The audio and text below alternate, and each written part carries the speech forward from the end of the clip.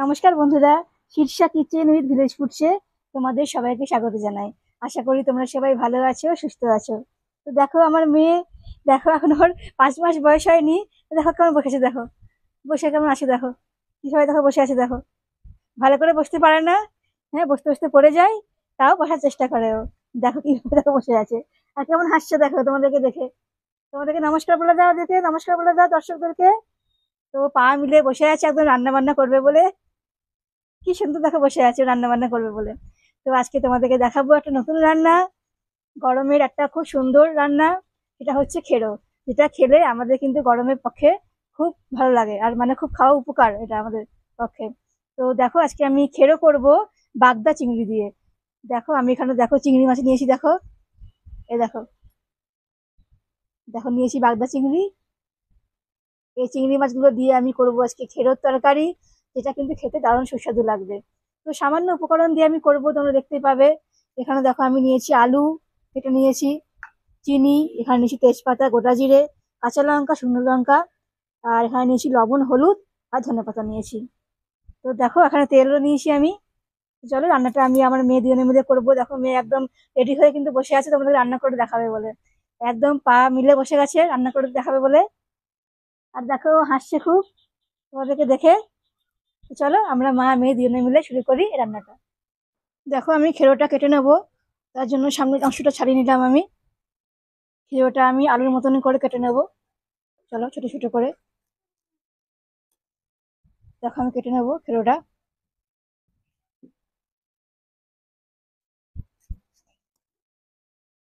চলো আমি কেটে নিই, খোসাগুলো ছাড়িয়ে নেবো আমি। দেখো আমি খেরোটা কেটে নিচ্ছি এরকম ভাবে, ছোট ছোট করে, আলু ভাজার মতনই। ছোট ছোট করে কাটলে পরে বেশ ভালো সেদ্ধ হয়, তাড়াতাড়িও হয়ে যায়, আর খেতেও বেশ ভালো লাগে। বেশি মোটা করলে সেটা খেতে ভালো লাগে না। তো চলো আমি কেটে নিই খেরোটা, এরকম ভাবে কেটে নেবো আমি ছোট ছোট করে। তারপর আমি রান্নাটা শুরু করব।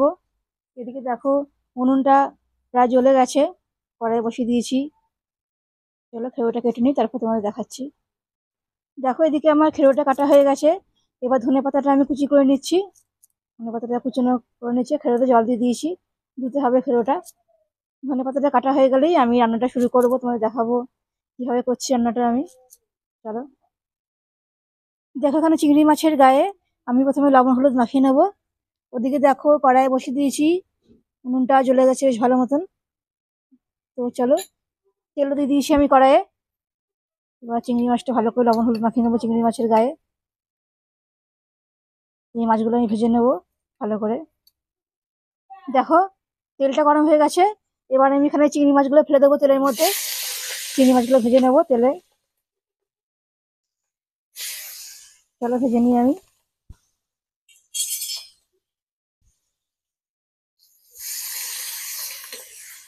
চিংড়ি মাছটাকে ভেজে আমি তুলে নেবো, বেশ কড়া করে ভেজে নেবো চিংড়ি মাছগুলো। দেখো ভেজে নিচ্ছি আমি। দেখো চিংড়ি মাছগুলো আমার ভাজা হয়ে গেছে, বেশ লাল করে ভেজে নিয়েছি চিংড়ি মাছগুলো, দেখো আমি। এবার চলো তুলে নিই চিংড়ি মাছগুলো। এবার তুলে নিলাম চিংড়ি মাছগুলো। দেখো চিংড়িগুলো এদিকে আমি নামিয়ে নিয়েছি। এবার দেখো ওই তেলের মধ্যে আমি দিয়ে দেবো তেজপাতা, শুকনো লঙ্কা আর গোটা জিরে, ফোড়ন দিয়ে দেবো। ভালো করে নেড়ে নেবো একবার এটা।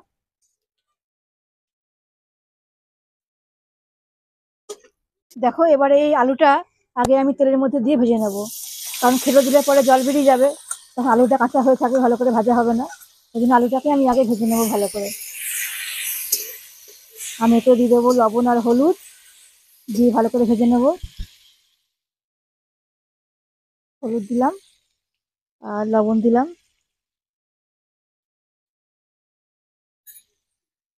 চলো ভালো করে ভেজে নিই। দেখো এদিকে আলুটা আমি ভালো করে ভেজে নিয়েছি লাল করে। তো আলুটা ভাজা হয়ে গেছে। এবার দেখো এই খেরোটা আমি দিয়ে দেবো তেলের মধ্যে।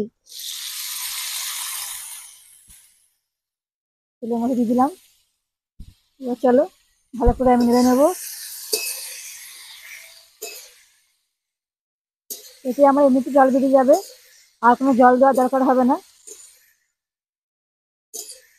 চলো এতে আমি লবণ আর হলুদ দিয়ে দেবো। হলুদ দিয়ে দেবো আর দিয়ে দেবো লবণ। লবণটা যেহেতু আলুতে আমি দিয়েছি তাই লবণটা আমি অল্প পরিমাণে দিলাম। তো চলো ভালো করে নাড়িয়ে নেবো এটা আমি।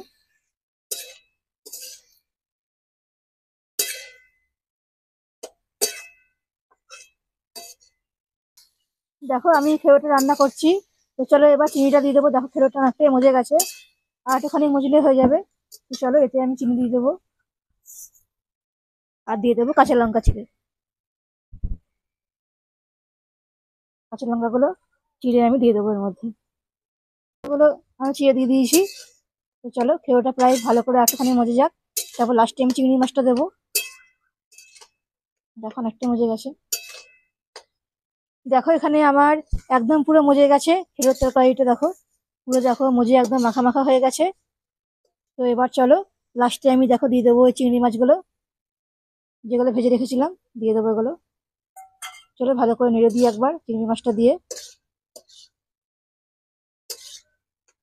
ভালো করে নেড়ে দিলাম। এবার দেখো আমি দিয়ে দেবো এতে ধনেপাতা কুচানো। দেখো এতে আমি ধনেপাতা দিয়ে দিলাম, কুচানো ধনেপাতা ছিল, দিয়ে দিয়েছি ওটা। দিয়ে ভালো করে চলো মাখিয়ে নিচ্ছি। চলো আমার এটা পুরো রেডি হয়ে গেছে।